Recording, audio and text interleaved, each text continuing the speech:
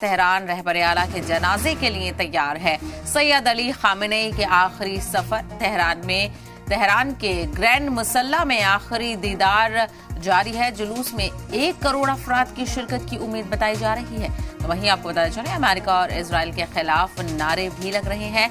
खराज अकीदत पेश करने वालों का सिलसिला बदस्तूर जारी है। रहबर आला की मशहद में होगी तदफीन, तो तदफीन की तैयारियां जारी हैं। तेहरान से नजफ करबला का सफर किया जाएगा। तो आपको बताते चले रहबर आला अली खामेनेई की आखिरी सफर लगातार जारी है। तेहरान के ग्रैंड मुसल्ला में आखिरी दीदार किए जा रहे हैं। जुलूस में 1 करोड़ अफराद की शिरकत की उम्मीद है।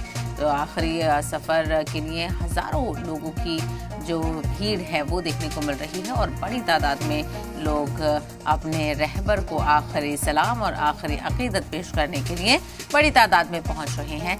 वहीं इस दरमियान अमेरिका और इजराइल के खिलाफ नारे लग रहे हैं, क्योंकि जिस तरह से अमेरिका की तरफ से हमला किया गया और उसमें अली खामेनेई की मौत हो गई, उसके बाद से गम और गुस्से का इजहार लगातार किया जा रहा है।